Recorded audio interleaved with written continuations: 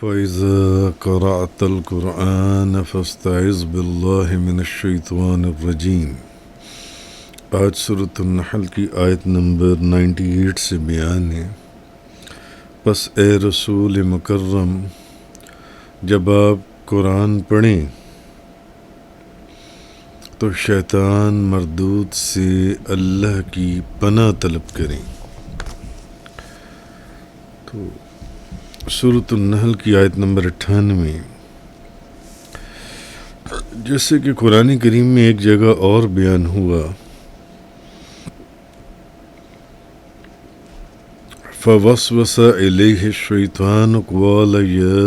آدم هل ادلک علی شجرۃ الخلد وملک لا یبلی۔ پھر شیطان نے آدم کی طرف وسوسہ ڈالا، کہا اے آدم، کیا میں تم کو دوام کے درخت کا پتہ بتاؤں اور ایسی بادشاہت کا جو کبھی کمزور نہ ہو؟ تو شیطان کو اللہ تعالیٰ نے یہ قدرت دی ہے کہ وہ انبیاء علیہم السلام کے دلوں میں وسوسہ ڈالنے کی شیطان کو قدرت دی گئی ہے، جیسا کہ یہ میں نے سورۃ طٰہٰ کی آیت بھی آپ کے سامنے پڑھی کہ پھر شیطان نے آدم کی طرف وسوسہ ڈالا، اے آدم، کیا میں تم کو دوام کے درخت کا پتہ بتاؤں اور ایسی بادشاہت کا جو کبھی کمزور نہ ہو؟ تو اللہ نے انبیاء علیہم السلام کے دلوں میں وسوسہ ڈالنے کی شیطان کو قدرت دی ہے، اور جب شیطان کے شر سے اللہ کی پناہ طلب کی جائے تو پھر انسان شیطان کے شر سے محفوظ رہتا ہے، جیسا کہ سورۃ الاعراف کے اندر ہے، ان الذین اتقوا اذا مسهم طائف من الشیطان تذکروا فاذا هم مبصرون۔ بے شک جو لوگ اللہ سے ڈرتے ہیں، جب انہیں شیطان کی طرف سے کوئی وسوسہ آتا ہے تو وہ فوراً اللہ کو یاد کرتے ہیں اور اسی وقت ان کی آنکھیں کھل جاتی ہیں۔ یعنی جب شیطان کے شر سے اللہ کی پناہ طلب کی جائے تو پھر انسان شیطان کے شر سے محفوظ رہتا ہے۔ تو اللہ تعالیٰ نے یہ فرمایا کہ جب آپ قرآن پڑھیں تو شیطان مردود سے اللہ کی پناہ طلب کریں۔ اس آیہ کریمہ کے اندر فَإِذَا قَرَأْتَ الْقُرْآنَ فَاسْتَعِذْ بِاللَّهِ مِنَ الشَّيْطَانِ الرَّجِيمِ۔ پس اے رسول مکرم، جب آپ قرآن پڑھیں تو شیطان مردود سے اللہ کی پناہ طلب کریں، تاکہ آپ کا قرآن پڑھنا شیطان کی وسوسہ اندازی سے محفوظ ہو جائے۔ تو جب نبی کریم صلی اللہ علیہ وسلم کو بھی یہ حکم دیا گیا ہے کہ آپ قرآن کریم کی تلاوت سے پہلے اعوذ باللہ من الشیطان الرجیم پڑھیں، تو پھر تمام مسلمان اس حکم کے تحت داخل ہیں۔ حضرت ابو سعید خدری رضی اللہ تعالیٰ عنہ فرماتے ہیں کہ نبی پاک صلی اللہ علیہ وسلم قرآن مجید پڑھنے سے پہلے اعوذ باللہ من الشیطان الرجیم پڑھتے تھے، مگر کہنے کا مقصد یہ ہے کہ جب اس آیت کے اندر اللہ نے نبی پاک صلی اللہ علیہ وسلم کو شیطان مردود سے کہ نبی کریم صلی اللہ علیہ وسلم، اللہ تعالیٰ نے یہ فرمایا کہ جب آپ بھی قرآن پڑھیں تو شیطان مردود سے اللہ کی پناہ طلب کریں، تاکہ آپ کا قرآن پڑھنا شیطان کی وسوسہ اندازی سے محفوظ ہو جائے۔ تو جب نبی پاک صلی اللہ علیہ وسلم کو بھی یہ حکم دیا گیا تو پھر ہم سب کے اوپر بھی یہ حکم لاگو ہوتا ہے،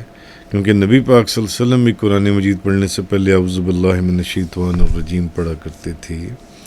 آگے فرمایا گیا، اِنَّهُ لَيْسَ لَهُ سُلْطَانٌ عَلَى الَّذِينَ آمَنُوا وَعَلَى رَبِّهِمْ يَتَوَكَّلُونَ۔ بے شک جو لوگ ایمان لائے اور وہ اپنے رب پر ہی توکل کرتے ہیں، ان پر اس کا کوئی تسلط نہیں ہے۔ اگلی آیت میں یہ جو بات فرمائی گئی کہ جب اللہ تعالیٰ نے اپنے رسول صلی اللہ علیہ وسلم کو شیطان کے شر سے پناہ طلب کرنے کا حکم دیا، تو اس سے ایک یہ بات کسی کے ذہن میں آ سکتی تھی کہ شاید شیطان کو انسانوں کے بدن اور جسم پر تصرف کرنے کی قدرت ہو، تو اللہ تعالیٰ نے اس وہم کا ازالہ فرمایا کہ بے شک جو لوگ ایمان لائے اور اللہ کے اوپر توکل کرتے ہیں ان پر اس کا کوئی تسلط نہیں ہے۔ کن لوگوں پر؟ جو ایمان لائے اور جن کا توکل اللہ کے اوپر ہے، ان کے اوپر شیطان کا کوئی تسلط نہیں ہے۔ اور اس چیز کو بھی سمجھنا چاہیے، اصل جو چیز ہے کہ اللہ کے بچانے کے بغیر شیطان کے وسوسوں سے بچنا ممکن نہیں ہے۔ جیسا کہ پچھلی آیت کی تفسیر میں نے آپ سے عرض کیا کہ اللہ تعالیٰ نے انبیاء علیہ السلام کے دلوں میں وسوسہ ڈالنے کی شیطان کو قدرت دی ہے، مگر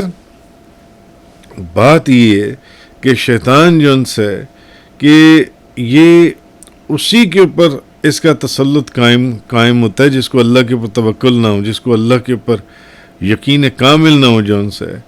تو کہنے کا مقصد یہ ہے کہ بے شک جو لوگ ایمان لائے اور اپنے رب پر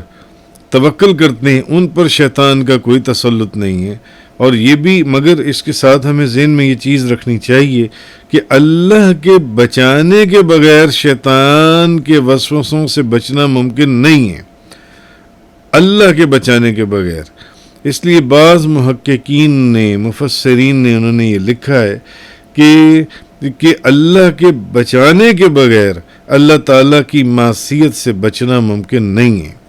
گناہ کرنے سے۔ اللہ کی توفیق کے بغیر اس کی عبادت پر قوت ممکن نہیں ہے۔ اللہ کے بچانے کے بغیر کوئی بندہ گناہ سے نہیں بچ سکتا، اور اللہ کی توفیق کے بغیر کسی کو عبادت کے اوپر طاقت حاصل نہیں ہوتی کہ وہ عبادت پر قوت ممکن اس کے لیے نہیں ہے۔ ہاں، اگر اللہ توفیق عطا فرمائے تو لا حول ولا قوت الا باللہ العلی العظیم کا یہی مطلب ہے۔ اچھا، اور اس کے معنی کہ نہیں ہے کہ نیکی کرنے کی توفیق اور گناہوں سے بچنے کی طاقت اللہ ہی کی طرف سے ہے۔ نیکی کرنے کی توفیق اور گناہوں سے بچنے کی طاقت اللہ ہی کی طرف سے ہے۔ تو اچھا، اگر آپ کسی کے سامنے، کہنے کا مقصد یہ ہے کہ اگر آپ کسی کے سامنے، حالانکہ لا حول ولا قوت الا باللہ العلی العظیم کا کیا مطلب کہ نیکی کرنے کی توفیق اور گناہوں سے بچنے کی طاقت اللہ ہی کی طرف سے ہے، مگر عام لوگ یہ سمجھتے ہیں کہ اگر کسی کے سامنے لا حول ولا قوت کہہ دیا جائے تو وہ کہتا ہے کہ یار تم نے تو مجھے شیطان کہہ دیا ہے، تم نے یہ کیا میرے سامنے ایک دم پڑھ دیا لا حول ولا قوت الا باللہ، لا حول ولا قوت۔ تو ایسی بات نہیں ہے، حالانکہ اس کلمے کا شیطان سے کوئی تعلق ہی نہیں ہے، بلکہ حدیث میں یہ ہے کہ نبی کریم صلی اللہ علیہ وسلم آپ نے ایک مرتبہ حضرت عبداللہ بن قیس کو فرمایا، کیا میں تمہیں جنت کے خزانوں میں سے کسی خزانے پر تمہاری رہنمائی نہ کروں؟ تو انہوں نے کہا کہ یا رسول اللہ کیوں نہیں، آپ مجھے بتائیے جنت کے۔ تو آپ نے فرمایا کہو لا حول ولا قوت الا باللہ، یعنی یہ جنت کے خزانوں میں سے خزانہ ہے، یہ کہنا جو ان سے، مگر کسی کے سامنے کہہ دیا جائے تو وہ یہ کہ اب بعض لوگ جو صاحب علم ہیں، جو سمجھتے ہیں اس کے معنی، وہ اپنی جگہ ہے۔ تو علامہ نووی نے لکھا ہے کہ لا حول ولا قوت پڑھنے کا اتنا عظیم ثواب اس لیے کہ اس کلمے کا مطلب یہ ہے کہ بندے نے اپنے آپ کو اللہ کے سپرد کر دیا۔ اتنا عظیم ثواب اس کلمہ کا صرف اس لیے کہ بندے نے اپنی ہر چیز کو اللہ کے سپرد کر دیا اور اس کی بارگاہ میں سر عطاعت خم کر دیا، یعنی نیکی کرنے کی توفیق اور گناہوں سے بچنے کی طاقت اللہ ہی کی طرف سے ہے، اور یہ یقین کر لیا کہ اللہ کے سوا کوئی خالق نہیں ہے اور اللہ کے حکم کو کوئی ٹالنے والا نہیں ہے، اور بندہ کسی چیز کا مالک نہیں ہے۔ نیکی کرنے کی توفیق بھی اللہ کی طرف سے ہے اور گناہوں سے بچنے کی طاقت بھی اللہ کی طرف سے ہے۔ تو یہ جو کلمہ ہے نبی پاک صلی اللہ علیہ وسلم نے فرمایا یہ جنت کے خزانوں میں سے ایک خزانہ ہے۔ آگے فرمایا انما سلطانہ علی الذین یتولونہ والذین ہم بہ مشرکون، اس کا تسلط تو صرف ان لوگوں پر ہے جو اس سے دوستی رکھتے ہیں اور اس کو اللہ کا شریک قرار دیتے ہیں. یعنی اس کا تسلط شیطان کا صرف ان لوگوں پر ہے جو اس سے دوستی کرتے ہیں،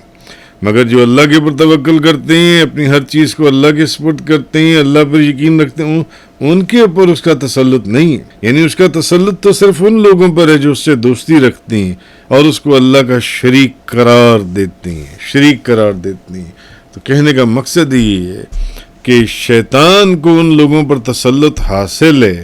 جو اسے اپنا دوست بناتے ہیں، اور وہ جو وسوسے ہیں اس کے وسوسوں کی پیروی کرتے ہیں. یہ وہ لوگ ہیں جن کے اوپر شیطان کو تسلط حاصل ہے، اور وہ شیطان کے وسوسوں کی وجہ سے مختلف چیزوں کو اللہ تعالیٰ کا شریک بنا لیتی ہیں. تو اصل چیز یہی ہے کہ شیطان کوئی زبردستی نہیں کرتا، بلکہ جو خود اس کی طرف مائل ہو اور اسے دوست بنائے وہی اس کا اثر قبول کرتا ہے. وآخر دعوانا ان الحمدللہ رب العالمین. تفسیر قرآن کا یہ لیکچر انگلش میں سننے کے لیے براہ کرم ڈسکرپشن میں موجود لنک پر کلک کریں.